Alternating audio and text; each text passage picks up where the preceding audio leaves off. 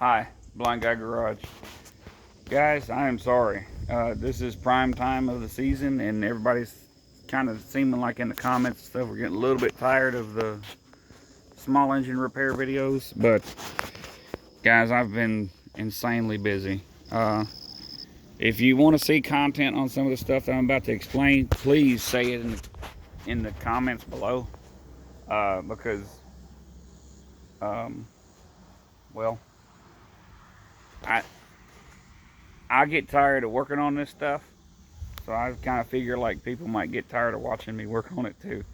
But we replaced the transmission in this machine and did a huge amount of work to this machine. We did this one had to have a left side transaxle. This one was a non-running machine when I got it, with tires and wheels, and got it running with a different carb, and chasing the issue with it smoking while it's under a load. And I'm pretty concerned about it being potentially something a little bit more serious, like maybe oil control ring going bad or something like that. I'm hoping that maybe the oil control ring hasn't gotten too hot. It seems like when the oil control ring gets hot, it loses tension. So then we have good compression, but under loads and stuff, they start smoking a little. You can put thicker oil in them, but then you kind of are battling back and forth with what could potentially be an issue with the oil being too thick to create sufficient pressure. This machine is the one y'all saw. This is the Mustang that we did the axle spacers and stuff on the wheels. Well, the left side transmission started going down, and they wanted me to, I had one, so we put one on it. Now she runs great. This machine is cool because of, the hood don't want to come up. I took it in on trade. Oh, there it is. The engine, the fella said, locked up.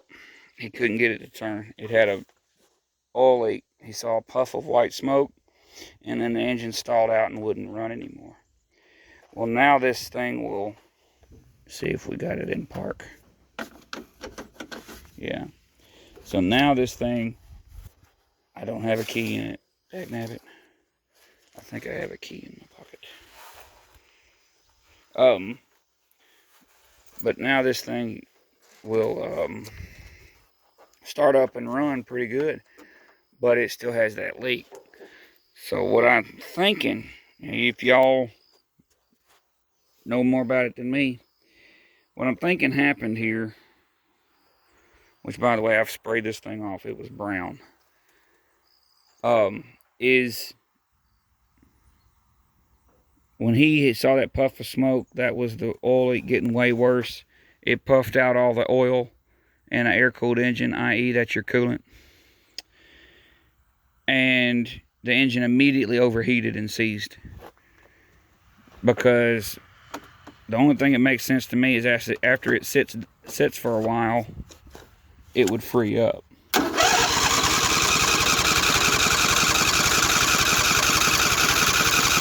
Come on. I smell the bad gas. There it goes.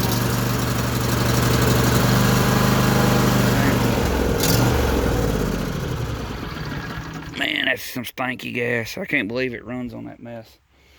But, so yeah, I think that's what happened to this one here. So, I'm thinking we'll pour it full of oil, which it's already full of oil, but make sure it's full of oil, go run it and use it for a minute. Make sure it doesn't do what the other one is doing out there. So when you put it under load, make sure it didn't overheat. Lose the tension on them oil control rings, you know. But, so, got Toro. Can't remember the name of the machine after that. Had a broken key, so it was popping out the intake, popping out the exhaust, make some kabooms that were really entertaining and scary.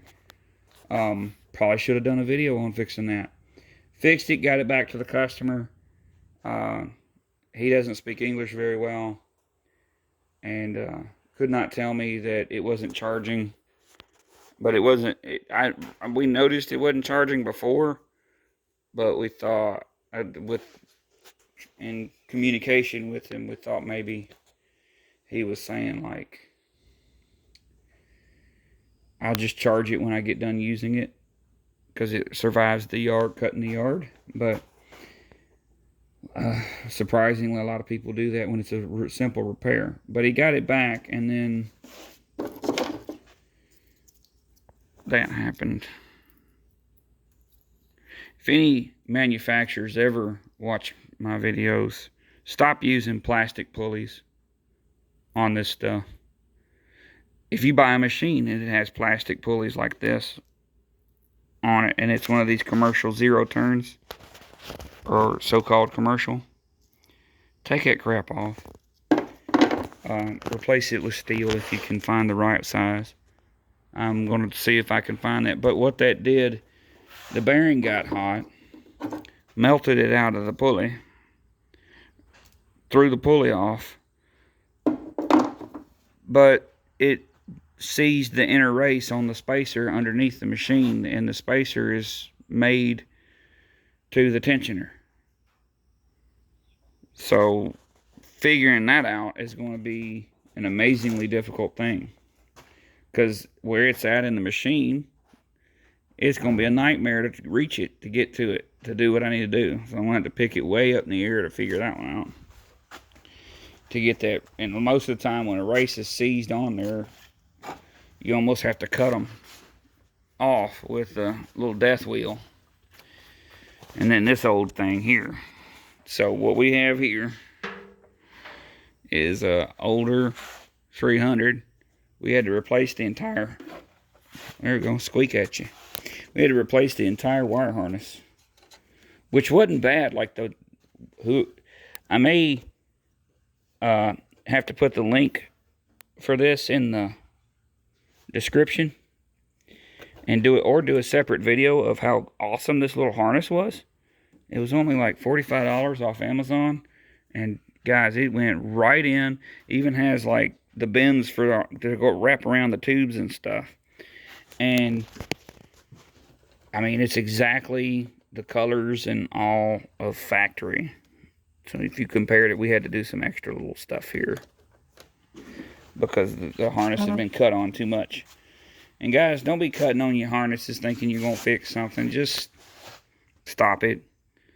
Unless you really know some stuff about some stuff, on some electrical stuff, don't do that. Don't do that. You're going to more than likely go backwards than going forward. You need to learn how to diagnose the stuff before you just start cutting. Or and then at least just run a jumper first and make sure that that's your problem. Because not saying that fella did it, but he was doing it some. But there was so much wrong with the harness already. We had like 3 power wires that didn't have power. But yeah, so I've been insanely busy, which is a good thing. Just trying to get, oh yeah, and we have a little bit going on with, I'm needing to get rid of some stuff because the man is telling me to get rid of some stuff. And I'm not saying the man upstairs, I'm talking about the man in the county. But it's just part of the deal, you know.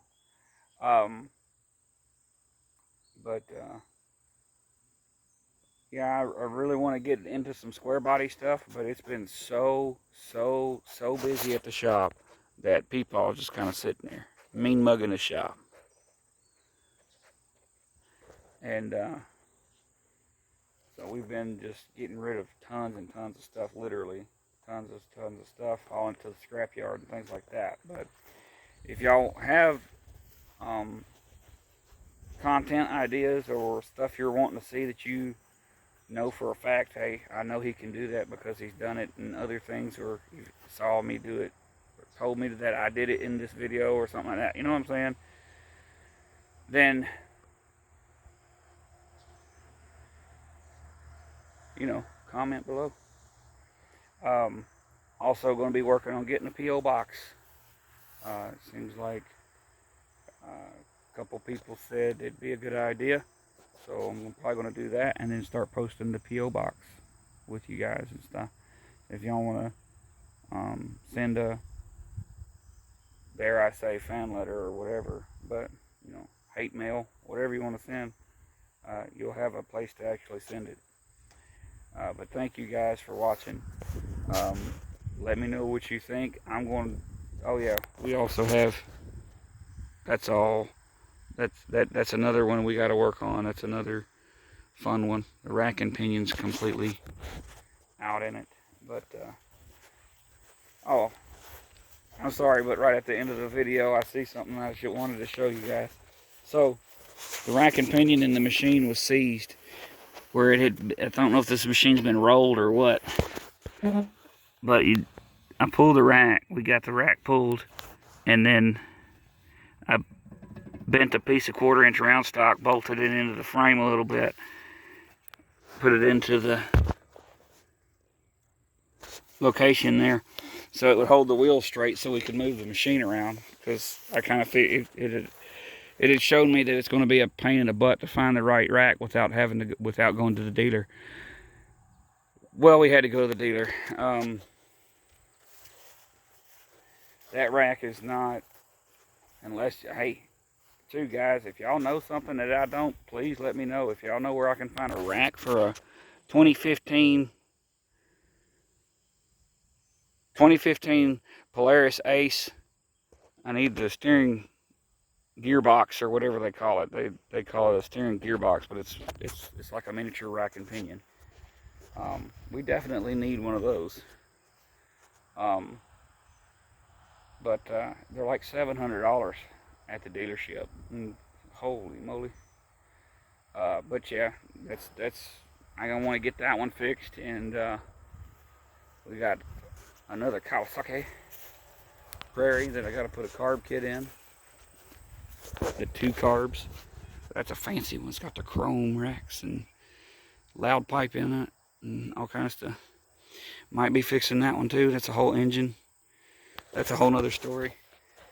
But guys, I'm sorry. Kind of rambling and all over the place, but you see, I've got some weird stuff here. This is a weird little machine, and I might do a video on it. Might do a few videos out here, kind of doing some update stuff, kind of showing you the machines that I've got to finish up. Hopefully I'll get videos on getting them done so that we can, you know, have plenty of content. But like, share, subscribe, definitely share, especially if you have any friends, family, or anything like that that are dealing with sight issues, vision issues, especially if they're new to it. They need to see somebody that's out here doing this stuff, working hard, doing things that, you know, they didn't think they'd ever be able to do, because God gave them the patience and the courage to be able to do it. And someone who's got the courage too to say vision's overrated, guys. You don't have to have perfect vision to do tons of stuff. And there's a lot of this stuff, even if I was black blind, I'd still be able to do it. So guys, God bless y'all. Stay blessed, like I always say. And see you next time.